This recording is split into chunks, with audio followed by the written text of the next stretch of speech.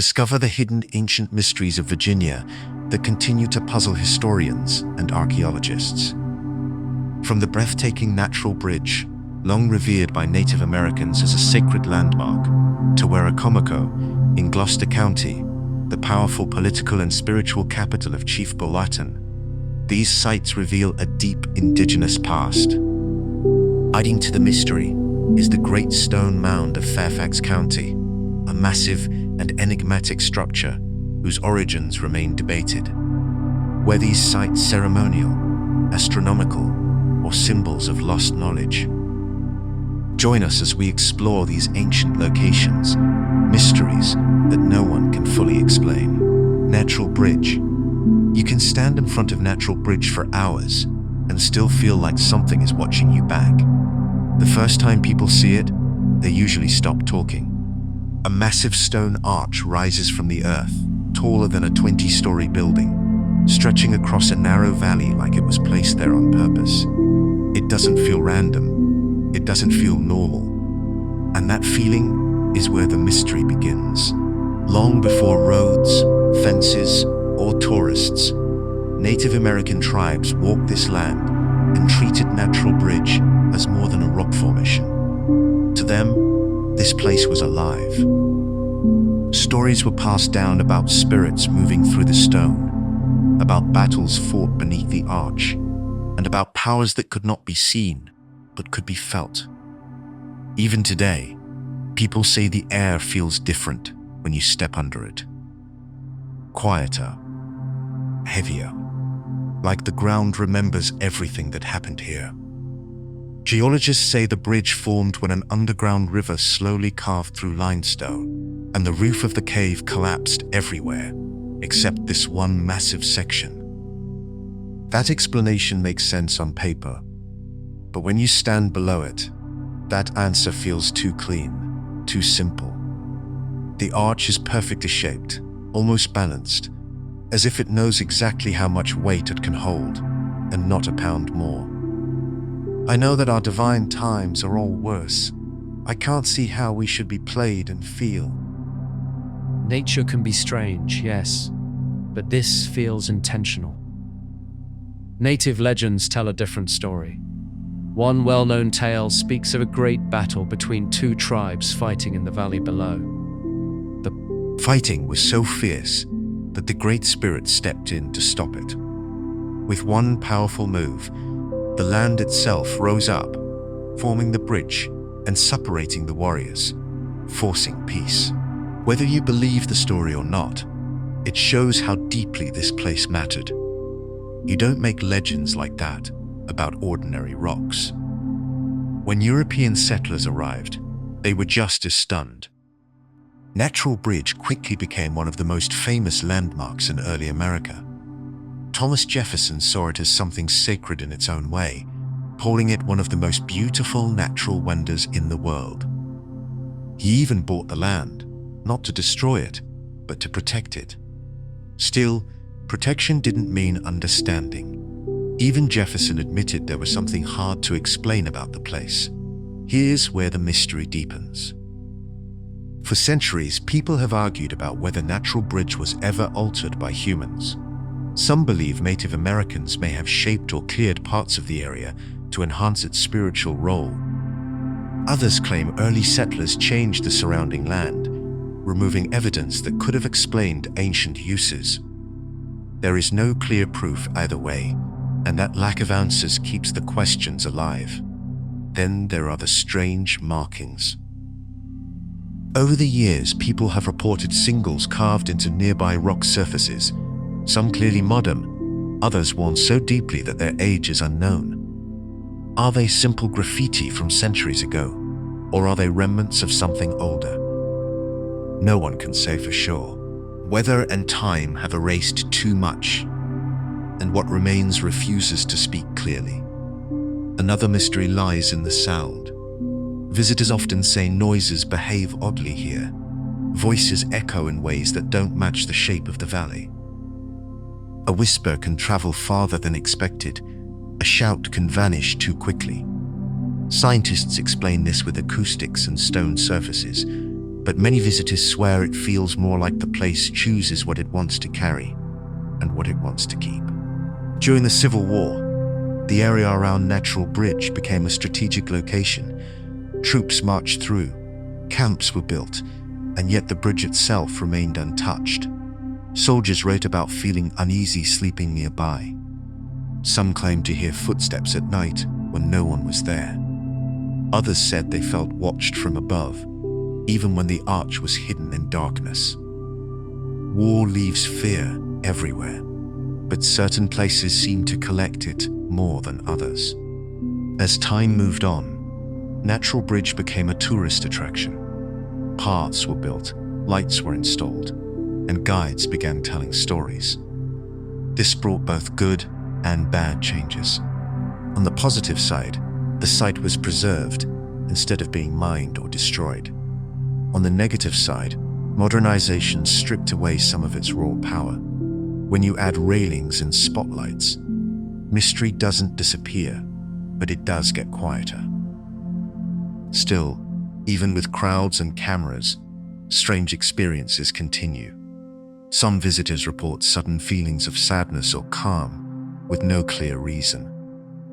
Others say they feel energized, like the place wakes something up inside them. These reactions are personal and impossible to measure, but they are surprisingly common. A normal landmark doesn't do that to people. There's also the question of why this exact spot became sacred. The region has many valleys, many rock formations, many caves, yet this one stood out. Some researchers suggest the bridge may have aligned with seasonal events, like solstices or changes in sunlight. At certain times of year, light moves across the stone in dramatic ways, creating shadows that shift slowly, almost like a clock made of rock. Was this noticed and used long ago, or is it just another coincidence? Modern science hasn't fully answered these questions, mostly because it can't. You can measure stone and study erosion, but you can't measure belief. You can't test memories stored in land. A natural bridge exists right at that line, where science ends and human experience begins. Today, the bridge stands much as it always has, but the world around it has changed. Roads bring thousands of visitors each year. There are signs explaining history, fences guiding movement, and rules protecting the site. These are necessary. Without them, the bridge might not survive another 100 years, but they also create distance.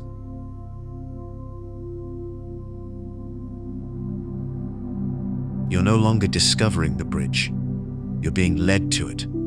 That's one of the biggest negatives of the present condition. The mystery is still there, but it's harder to reach. Noise from crowds can break the silence that once defined the place. Artificial lighting changes how shadows move. The raw, untouched feeling has been softened. On the positive side, preservation has worked. The bridge is stable. The surrounding land is protected. Native history is now openly recognized instead of ignored. Educational programs tell stories that were once dismissed. That matters. Mystery should be respected, not erased.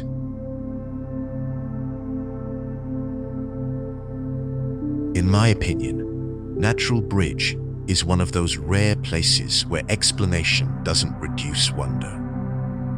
Even if you fully believe the geological story, something remains. A sense that this place has seen more than it shows. A feeling that time moves differently beneath that stone arch. Right now, Natural Bridge exists in a balance. It is protected but exposed, honored but controlled, ancient but managed. That balance is fragile. If we lean too far into tourism, the mystery fades. If we ignore preservation, the site could be damaged forever. The present situation is both hopeful and concerning. The bridge still stands strong, still inspires silence, still pulls stories out of people. But it also depends on us. Whether it remains a mystery or becomes just another stop on a map is a choice being made every day. And maybe that's the final mystery of Natural Bridge. Not how it formed or why it was sacred, but whether modern humans are capable of standing in front of something ancient and powerful without trying to own it.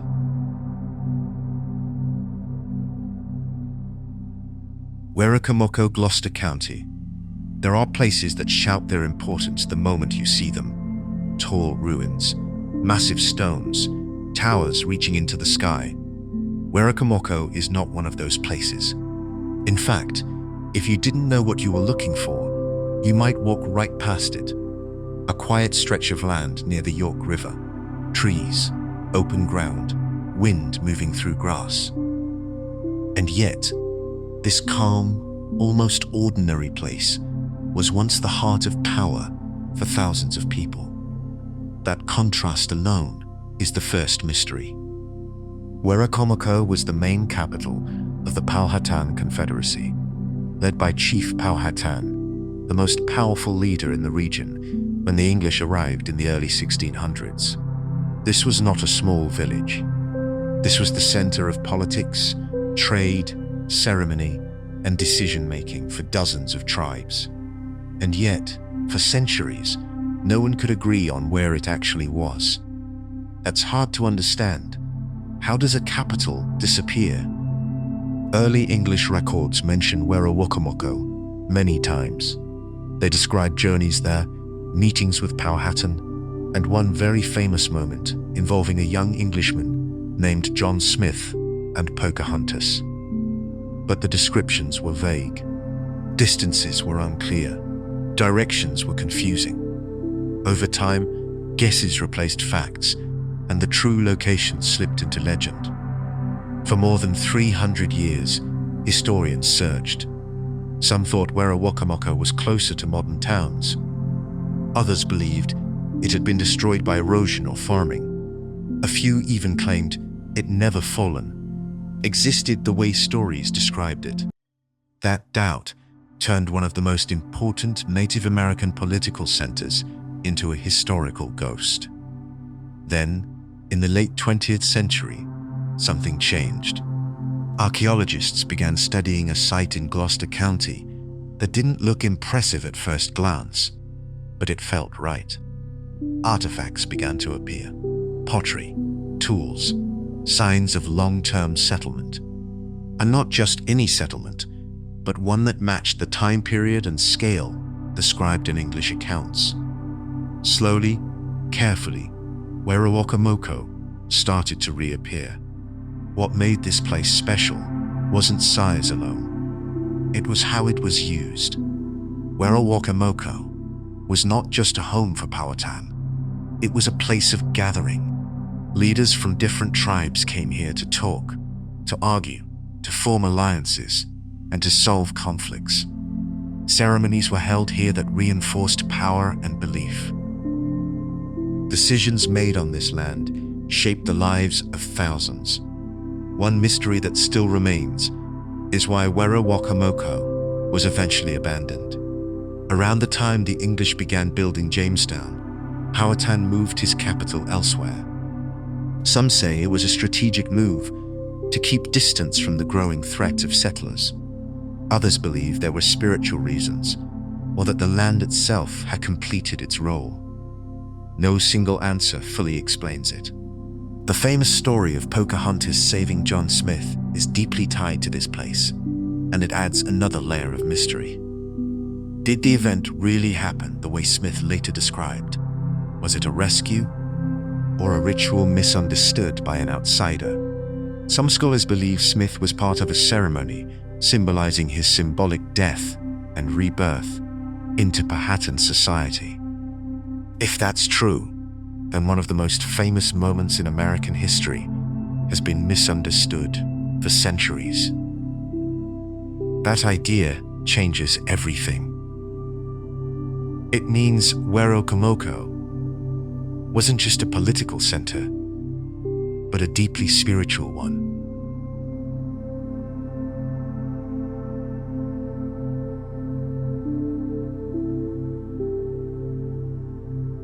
A place where identity, power, and belief were woven together in ways the English couldn't fully grasp.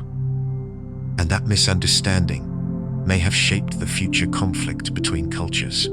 Another mystery is how organized the Powhatan Confederacy truly was. English writers often describe native societies as simple or chaotic, but Werowocomoco tells a different story.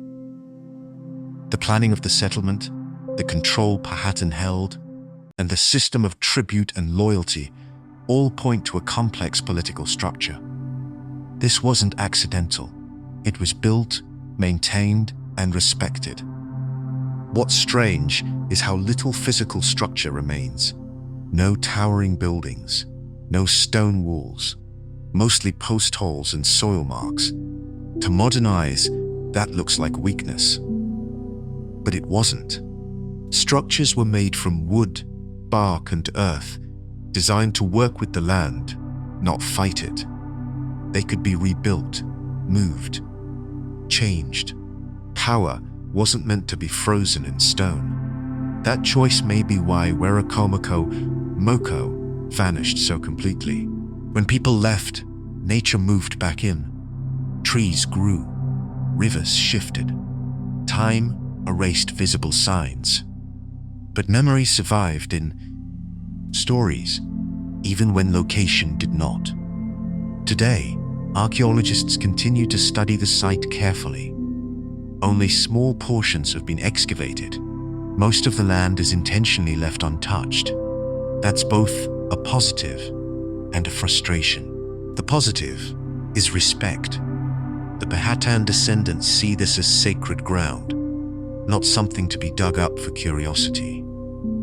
The negative is that many questions may never be answered because digging deeper would cause harm. The current condition of Werowocomoco is quiet and protected. There are no big tourist crowds, no gift shops, no loud signs. That's good. It allows the land to breathe. But it also means many people don't know it exists. One of the most important Native American sites in US history remains largely invisible to the public. There is also tension in how the story is told. For years, Werowocomoco was explained mainly through English records. Now, native voices are being centered more, but the process is slow. History doesn't like giving up old habits. That creates a situation where the site is recognized, but not fully understood by those who visit or study it. From a preservation point of view, the site is in decent condition. It hasn't been built over. It hasn't been destroyed by development. That's a huge win. On the other hand, erosion, climate change, and rising water levels near the river pose long-term risks. Nature protected the site once. Now, it may threaten it. In my opinion, Werowocomoco is mysterious, not because it's set, hidden, but because it challenges how we define importance. We expect power to leave monuments. We expect capitals to be obvious. Werowocomoco reminds us that influence doesn't always look loud. Sometimes it looks like open land and quiet water. The mystery also lives in what was lost through misunderstanding. If the English had truly understood what Werowocomoco represented, history might have unfolded differently, or maybe not. But the possibility itself is haunting. Right now, Werowocomoco stands as a place of balance between past and present.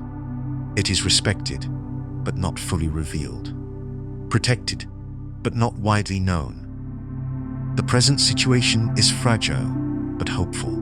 As long as care, respect, and native leadership guide its future, the site can remain what it has always been, a center of meaning, even without walls. And maybe that's the final lesson Werowocomoco offers. Power doesn't need to shout. Sometimes it waits quietly for those willing to listen.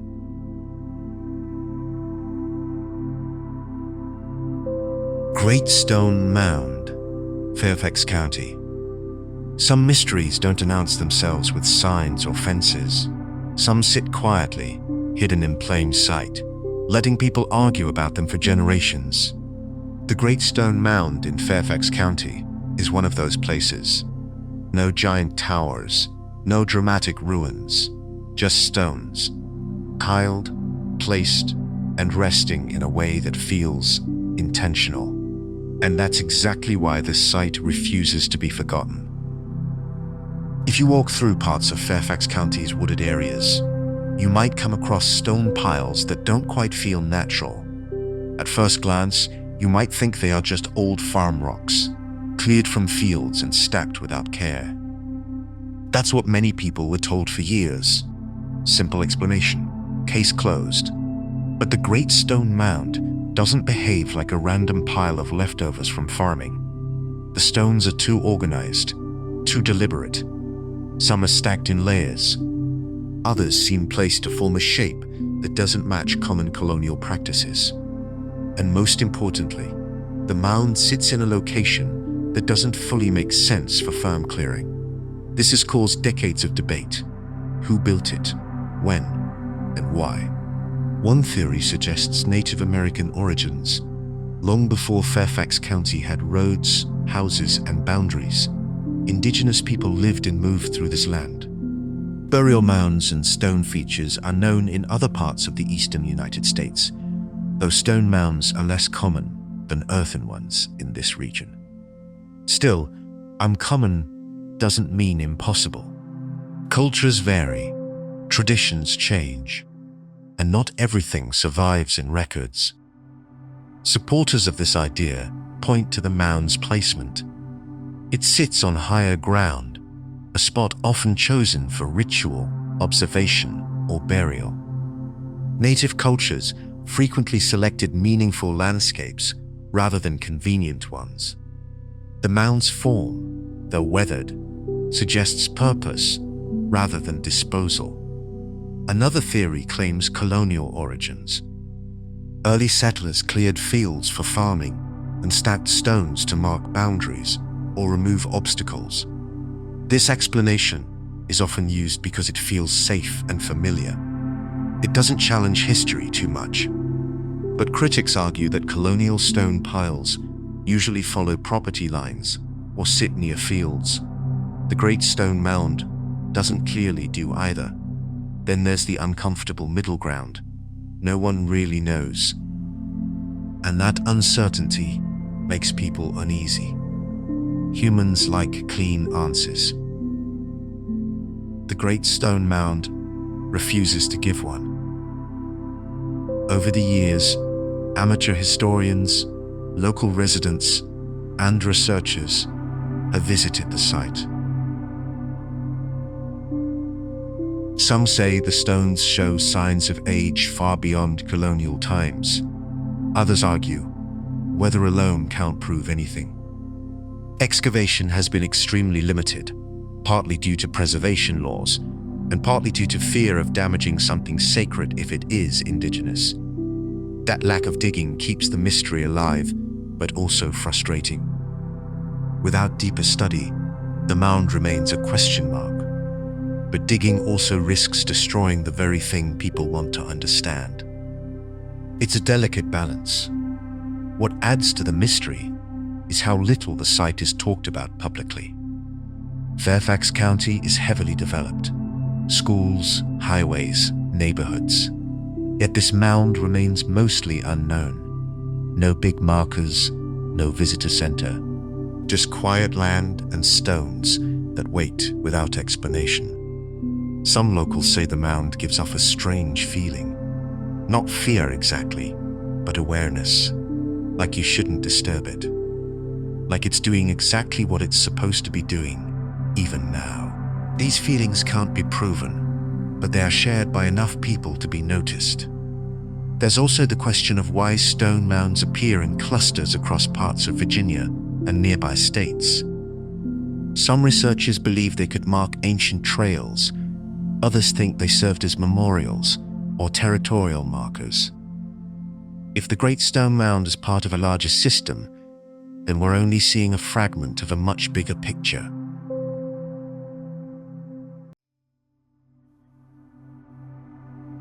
Time hasn't been kind to the site.